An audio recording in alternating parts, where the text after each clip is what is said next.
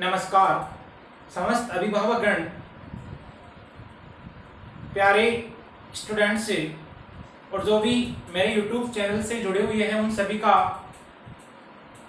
तहे दिल से हार्दिक स्वागत और अभिनंदन। आज अपन 11th क्लास की जो केमिस्ट्री है उसको स्टार्ट करने जा रहे हैं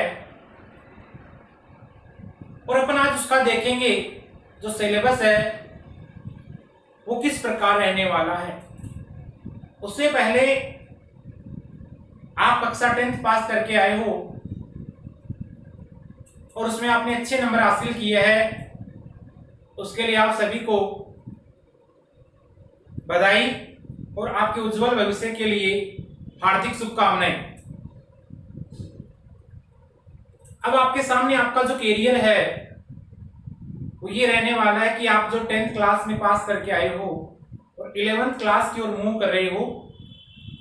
इस 11th क्लास के दौरान आपको अब अपना टारगेट चुनना चाहिए कि आपका जो टारगेट है, आपका जो लक्ष्य है, आप किस स्ट्रीम का चुनाव करना चाहोगे। साइंस स्ट्रीम का चुनाव करना चाहोगे, आर्ट स्ट्रीम का चुनाव करना चाहोगे या कॉमर्स स्ट्रीम का चुनाव करना चाहोगे। मैं यहां पर बात करूंगा केवल और केवल साइंस स्ट्रीम की। आप सभी 10th क्लास पास कर चुके हो तो साइंस से बिल्कुल वाकिफ हो। आपने पढ़ा होगा छोटी क्लासों में, प्रकाश संश्लेषण है, श्वसन, भोजन के प्रमुख अवयव है, प्रमुख भोज्य पदार्थ है, कार्बन है, उस कार्बन के बारे में कुछ प्रमुख रासायनिक अभिक्रियाएं किस प्रकार होती है, उन सब के बारे में आपने पढ़ा होगा, उनका विस्तृत अध्ययन आपने किया होगा। 11th क्लास में जो साइंस स्ट्रीम है अपन उसकी बात करेंगे। उसमें क्या सब्जेक्ट आपके रहने वाले हैं। अपन जो बात करेंगे वो यहां पर बात करेंगे जेई, नीट, आरबीएससी और सीबीएसई के अकॉर्डिंग। आपके जेई में एडवांस और मेन पेपर होता है, ठीक इसी प्रकार ये तो इंजीनियरिंग लाइन हो गई। और नीट की अपन बात करेंगे तो मेडिकल में आप जा सकते हो।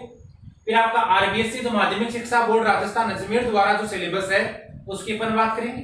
और यहां पर सीबीएसई की अपन बात करेंगे, जो केंद्रीय बोर्ड है आपका, अपन उसकी बात करेंगे। और यहां पर अपन एनसीईआरटी जो आपकी बुक होती है उसको भी कवर करते हुए चलेंगे। अब इस पे जितने क्वेश्चंस बन सकते अपने इससे रिलेटेड या इससे इर्द गिर्द पिछले कंपटीशंस एग्जाम्स में आए हुए क्वेश्चंस है, अपन उनकी बात करेंगे यहां पर, ताकि आप ये जो एग्जाम्स है जेई और नीट है उनके जो क्वेश्चंस है वो सोल्व कर पाओ। जो भी यह जो वीडियो क्लास है देख रहे हैं और समस्त जो अभिभावक गण भी यदि वीडियो क्लास को देख रहे हैं तो उनसे मेरा एक रिक्वेस्ट है, उनसे मेरा एक अनुरोध है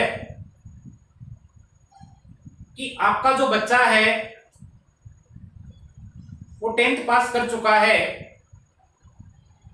तो मेरा आपसे निवेदन यह है कि आप उस पे जो सब्जेक्ट है वो थोपे नहीं। ये नहीं है कि बेटा आपको इंजीनियर बनना है, डॉक्टर बनना है, जबरदस्ती सब्जेक्ट दिलवाने का प्रयास नहीं करे। बच्चे से पूछे, उसकी रुचि के अकॉर्डिंग जो भी सब्जेक्ट वो लेना चाहता है, जिस स्ट्रीम में वो जाना चाहता है, उसकी रुचि किस प्रकार है वो सब्जेक्ट आप चुने और उसी के अकॉर्डिंग तैयारी करें। अपने आसपास में जो गांव वाले हैं, परिवार वाले हैं, उनको दिखाने के लिए साइंस सब्जेक्ट का प्रदर्शन नहीं करे, साइंस सब्जेक्ट नहीं ले। इसमें आपको बहुत ज्यादा मेहनत करनी पड़ेगी। जो भी आप क्लास के माध्यम से पढ़ते हो उसका रोज रिवाइज क्लास होनी जरूरी है, उसका रिवीजन होना जरूरी है। और उसमें जो प्रॉब्लम्स क्रिएट हो जाती है आपके सामने, उस प्रॉब्लम्स को संबंधित जो आपके अध्यापक गण हैं आप उनसे तुरंत बेझिझक पूछें। इसमें डरने की आवश्यकता नहीं है कि आपसे जो क्वेश्चन नहीं हो रहा है या जो चीज समझ में नहीं आ रही है तो वो जरूर पूछे। आपको इसमें घबराने की आवश्यकता नहीं है, क्योंकि कई बार स्टूडेंट क्या होते हैं, अमूमन हम देखते हैं कि क्लास में जब पढ़ाते हैं तो जो बच्चे के सामने यदि डाउट आता है तो उस डाउट को जो स्टूडेंट है वो यह सोच के नहीं पूछता है संबंधित अध्यापक से कि इस क्लास में ये टॉपिक पूछने से, ये सवाल पूछने से मेरी बेइज्जती हो जाएगी, इसी कारण वो सवाल नहीं पूछता है। लेकिन आपको इस बात का पता होना चाहिए कि आपके सवाल पूछने से वो जो सवाल है, क्लास में यदि 60 स्टूडेंट है और ये जरूरी नहीं है कि वो 60 को ही आता है, उससे आप रूबरू हो सकते हैं, अन्य जो स्टूडेंट है वो उसके बारे में हासिल कर सकते हैं जो जानकारी है वो। तो यदि आपने जिस स्ट्रीम का चुनाव कर लिया है, जिस सब्जेक्ट का चुनाव कर लिया है, तो उसको प्रॉपर तरीके से तैयार करें, उसको अच्छे से पढ़ें और अपना जो नॉलेज है हमेशा उसको इंक्रीज करने की कोशिश करें। देखिए, जो ज्ञान है, जो नॉलेज है वो आपको कहीं से मिल सकता है। इसके लिए जरूरी क्या है कि आपको प्रॉपर तरीके से उसके लिए हमेशा और हमेशा एकाग्रचित होकर ही पढ़ाई करनी है। क्योंकि आप सभी 10th क्लास पास कर चुके हो, आपकी जो ये जो अवस्था है, आप बाल्यावस्था से किशोरावस्था में प्रवेश कर चुके हो, तो यहां पर आपको समझाने की आवश्यकता नहीं है कि आपको ये काम इस प्रकार करना है, आपको ये करना है। हाँ, आपको जो संबंधित टीचर है, जो अध्यापक है, वो आपको गाइड कर सकता है, वो आपको बता सकता है, आपका मार्गदर्शन कर सकता है। वो बातें हो चुकी अपनी। मैं आता हूं सीधे टॉपिक पे। अपन बात करेंगे 11th केमिस्ट्री में। उससे पहले आपको बता देता हूं मैं, जो 10th क्लास से आप पास करके आए हो और आपके सामने बड़ी समस्या, बड़ी चुनौती ये है कि आप साइंस स्ट्रीम में जा रहे हो। अब साइंस स्ट्रीम में अपन बात करेंगे कि कौन कौन से सब्जेक्ट्स आपके होते हैं और आपको किस प्रकार उनका चुनाव करना है। तो देखिएगा, आप सभी जानते हो जो साइंस सब्जेक्ट है, और साइंस का मतलब आपने पढ़ा भी है विज्ञान। इसके बारे में आपको एक बार बता देता हूं। जो विज्ञान शब्द है, इसकी उत्पत्ति हुई है, एक वर्ड है लैटिन भाषा का जिसका बोला जाता है साइंसिया, और इस साइंसिया का अर्थ है टू नॉलेज। टू नॉलेज, इसका मतलब क्या हुआ? जानना। यानी आपका जो साइंस सब्जेक्ट है वो आपको बताता है किसी भी चीज के बारे में। आप अपने पास में जो भी वस्तुएं देखते हो, जो भी पदार्थ देखते हो, आप उसके बारे में क्या जानकारी हासिल कर रहे हो, वही आपका क्या है? विज्ञान। कैसे? जैसे आपने देखा होगा अपने आसपास में जो पेड़ पौधे हैं, तो आपके मन में क्वेश्चन उठता होगा। क्वेश्चन क्या? कि जो पेड़ पौधे हैं इनका रंग हराई क्यों है? ये क्वेश्चन आपके दिमाग में आ सकता है, और बिल्कुल कईयों के आता है, और जरूर आता है। यदि ये आ रहा है तो इसका मतलब आपका दिमाग है वो प्रॉपर तरीके से काम कर रहा है, आप एकदम सही दिशा में जा रहे हैं। तो आपको पता होगा, आपने छोटी क्लास में पढ़ा होगा, एक क्लोरोफिल नामक वर्णक पाया जाता है, पर्णहरित जिसको आप बोलते हो, जिसके कारण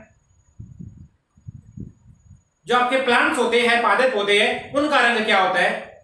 वो हरा होता है। तो आपने एक नॉलेज ही तो हासिल किया है, आपने एक जानकारी तो हासिल की है।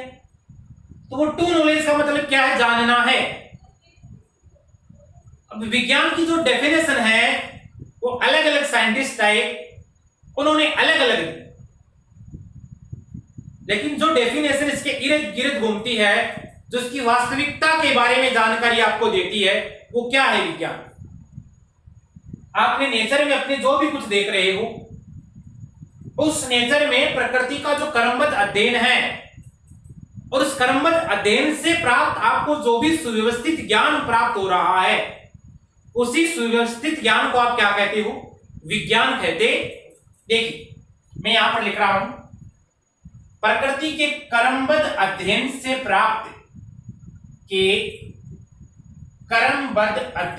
प्राप्त सुव्यवस्थित ज्ञान, उसका एक निश्चित फ्लो होना चाहिए, उसका एक निश्चित क्रम होना चाहिए। वो सुव्यवस्थित ज्ञान ही आपको क्या बताता है? साइंस के बारे में जानकारी देता है। वो ये बताता है कि ये अमुक सब्जेक्ट क्या है, साइंस। ये तो आप 10th क्लास में पढ़ के आए हो। अब 11th क्लास में जैसे ही आप मूव हुई, आपके सामने समस्या क्या आई? समस्या आपके सामने ये आई कि आपको यहां पर एक सब्जेक्ट चुनना पड़ता है। एक आप जानते हो बायोलॉजी सब्जेक्ट होता है आपका, जिसको आप क्या कहते हो? जीव विज्ञान कहते हो। देखो मैं जो सब्जेक्ट यहां पर आपको कवर करवाऊंगा वो केमिस्ट्री सब्जेक्ट कराऊंगा, जो साइंस का एक पार्ट है। और यहां पर इंग्लिश टर्म आना आपको बहुत जरूरी है साइंस में। हिंदी टर्म के साथ साथ अपन इंग्लिश को भी कवर करते हुए चलेंगे। एक सब्जेक्ट आप पढ़ोगे जीव विज्ञान, बायोलॉजी पढ़ोगे। एक सब्जेक्ट आप पढ़ने वाले हो यहां पर मैथमेटिक्स, जिसको आप कहते हो यहां गणित विषय। और एक आजकल जो चर्चा में चल रहा है एग्रीकल्चर सब्जेक्ट, एग्रीकल्चर, ये सब्जेक्ट आपके आजकल चर्चा में चल रहा है। इसको बोला जाता है कृषि विज्ञान, कृषि विज्ञान। जीव विज्ञान सब्जेक्ट की अपन बात करेंगे तो उसमें देखेंगे अपन आपको कौन कौन से सब्जेक्ट है वो पढ़ने पड़ेंगे। तो देखो यहां पर यदि आपने बायोलॉजी ले ली तो जीव विज्ञान तो आपको पढ़ना ही पड़ेगा। इसके अलावा यहां पर आपको पढ़ना पड़ेगा केमिस्ट्री सब्जेक्ट। इस केमिस्ट्री की अपन बात करेंगे तो यहां पर आपको रसायन विज्ञान के बारे में पढ़ना पड़ेगा। एक यहां पर आपको पढ़ना पड़ेगा फिजिक्स, यदि आप साइंस स्ट्रीम में जा रहे हो।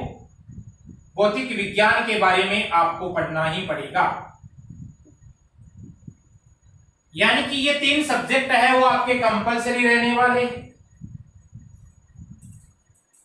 और इसके अलावा यदि आप बायोलॉजी लेते हो तो, और हिंदी इंग्लिश भी इनके कंपलसरी सब्जेक्ट में आते हैं, वो तो आप यदि आर्ट भी लेते हो तो आपको पढ़ना पड़ेगा, आप कॉमर्स भी लेते हो तो आपको पढ़ना पड़ेगा, और यदि आप साइंस भी लेते हो तो भी आपको पढ़ना ही पड़ेगा। ये 3 सब्जेक्ट आपको पढ़ने पड़ेंगे यदि आप बायोलॉजी सब्जेक्ट लेते हो तो। यदि आप सब्जेक्ट लेते हो मैथमेटिक्स, गणित विषय का चयन करते हो तो आपको मैथ तो पढ़नी ही पड़ेगी। अब यहां पर आपको बायोलॉजी सब्जेक्ट है वो नहीं पढ़नी पड़ेगी। अब इसके स्थान पर आपको केमिस्ट्री पढ़नी ही पड़ेगी, और आपको यहां पर जो फिजिक्स है वो भी पढ़नी ही पड़ेगी।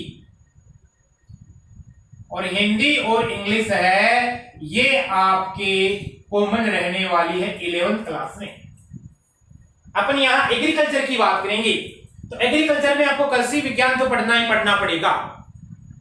इसके अलावा अपन बात करेंगे यहां पर आपको यहां पर एग्रीकल्चर केमिस्ट्री पढ़नी पड़ेगी। एग्रीकल्चर जो केमिस्ट्री है जिसको आप यहां बोलोगे कृषि विज्ञान, इस कृषि विज्ञान को आपको पढ़ना पड़ेगा।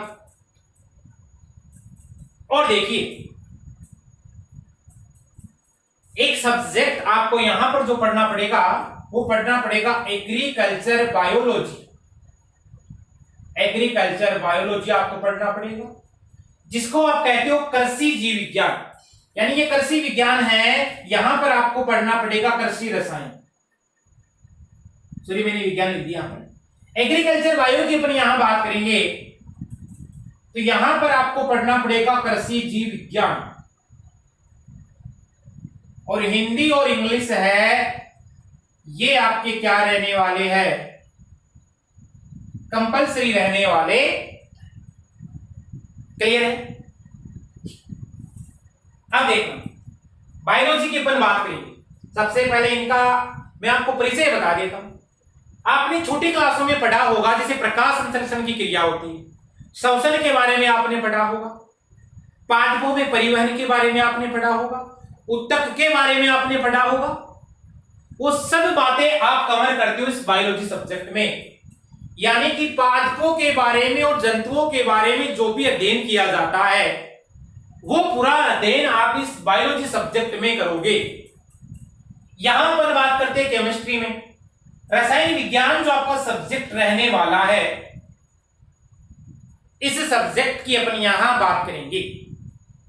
तो ध्यान से देखिए, आपने 10th क्लास में पढ़ा है कार्बन के बारे में और कार्बन से बने हुए यौगिक।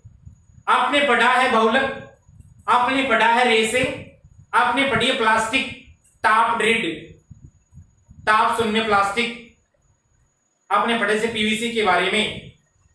इसके अलावा आपने पढ़ा है जैसे सोडियम बाइकार्बोनेट है, सीमेंट है, इन सब के बारे में आपने पढ़ा है।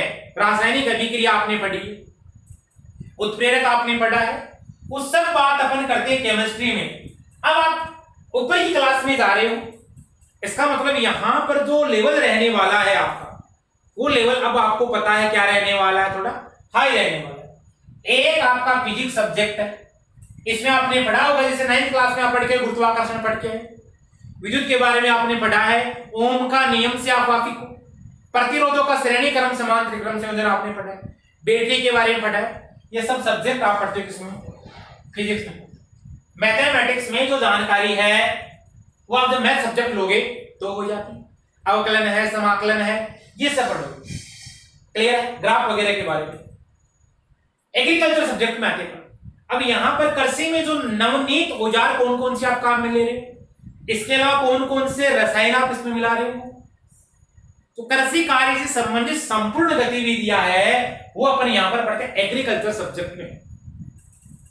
यदि अपन बात करें एग्रीकल्चर केमिस्ट्री सब्जेक्ट की, तो आपका जो कृषि रसायन सब्जेक्ट रहने वाला है, इसमें जो 11th क्लास की जो केमिस्ट्री रहने वाली है वो लगभग 11th क्लास की जो जनरल केमिस्ट्री है उसी के समान रहने वाली है। यहां पर आपके आते 13 चैप्टर और इनमें यदि आप बात करते हो तो यहां पर आपको 14 चैप्टर पढ़ने होते, 14 चैप्टर। यहां आपको केमिस्ट्री में 13 चैप्टर पढ़ने होते।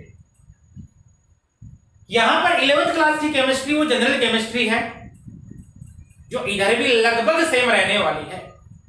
वो आपकी कहां काम आएगी वो मैं बताऊंगा अभी। आप यहां पर बाद की क्लास में जो केमिस्ट्री पढ़ोगे वो सोइल केमिस्ट्री के बारे में पढ़ोगे। अब जो आपकी सोइल केमिस्ट्री रहने वाली है उसमें जैसे मृदा में पीएच, इसके अलावा biochemical oxygen demand, chemical oxygen demand संबंधित जो मृदा है उसमें उस मिट्टी का परीक्षण किया जाता है कि यहां पर किस प्रकार की फसल के लिए ये जो वाटर है, ये जमीन है, ये उत्तरदायी है, यहां पर कौन सी फसल हो सकती है वो अपन पढ़ते हैं। एग्रीकल्चर बायो की बात करते हैं, जैसे आपका केंचुआ आता है, कृषि मित्र बोला जाता है, इसके बारे में पढ़ा जाता है। 11th क्लास में जो बायोलॉजी वो लगभग इसके सेम रहने वाली है और 12वीं क्लास की बायोलॉजी वो थोड़ी सी डिफरेंट रहने वाली है।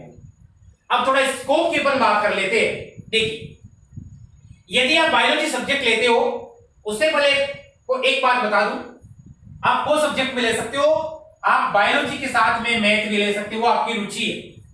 बायोलॉजी के साथ में आप मैथ सब्जेक्ट भी लेते हो और मैंने देखा है जिसके बायोलॉजी और मैथ सब्जेक्ट लिए जिन्होंने, उन्होंने अच्छे अच्छे नंबर भी हासिल किए 12वीं क्लास में, 100 में से 100 इन दोनों में हासिल किए है।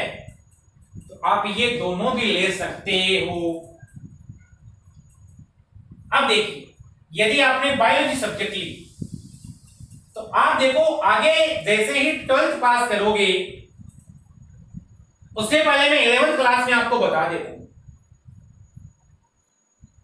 11th क्लास में आप नीट की और जेई है उसका फाउंडेशन कोर्स कर सकती हो।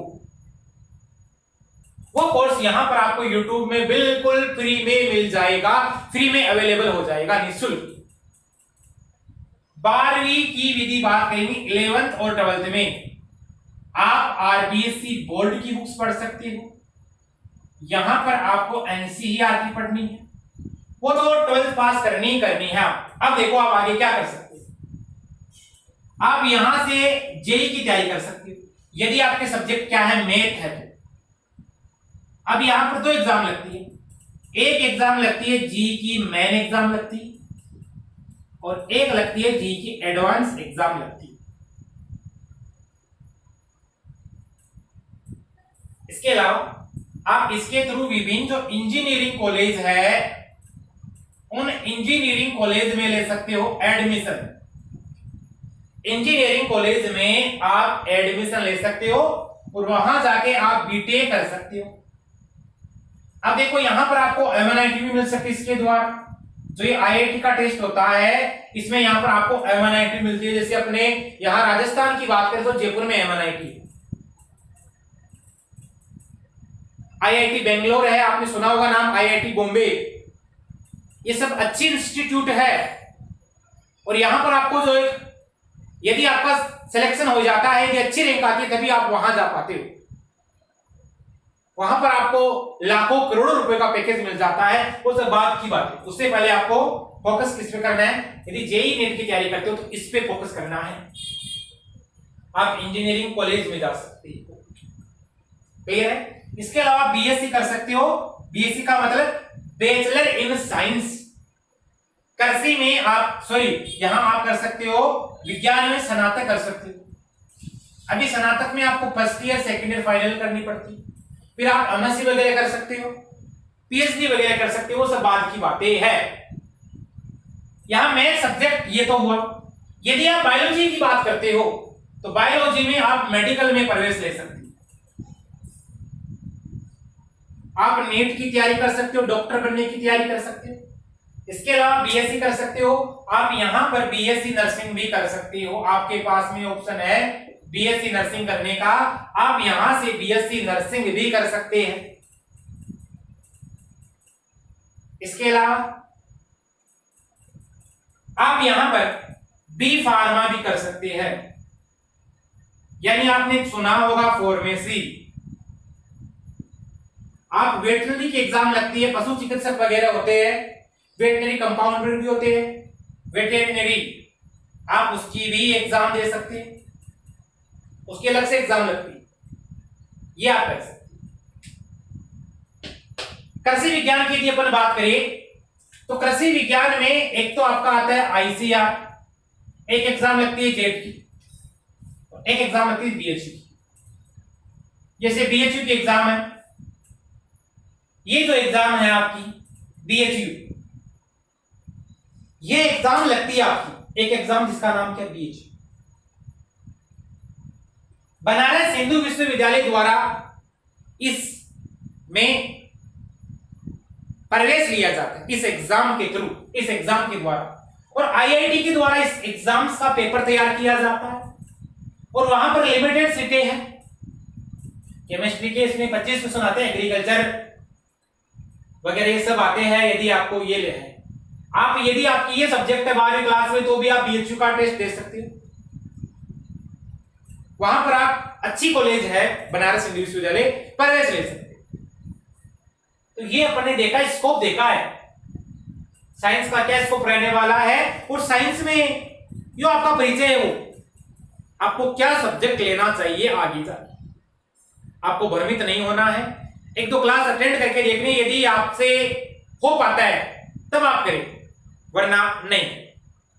अगली क्लास में 11th क्लास की जो केमिस्ट्री है अपन उसके सिलेबस के बारे में बात करेंगे और फिर अपन उसमें डीपली चलेंगे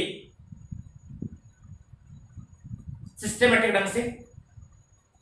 इसके लिए प्रॉपर तरीके से आप नोट्स तैयार करते रहे, साथ साथ में पढ़ते रहे। मिलते हैं अगले लेक्चर में। यदि वीडियो क्लास आपको पसंद आई तो इस चैनल को अधिक से अधिक सब्सक्राइब करें और अपने यार दोस्तों में शेयर कीजिए। मिलेंगे अगले लेक्चर में, तब तक के लिए थैंक्स, ऑल द बेस्ट।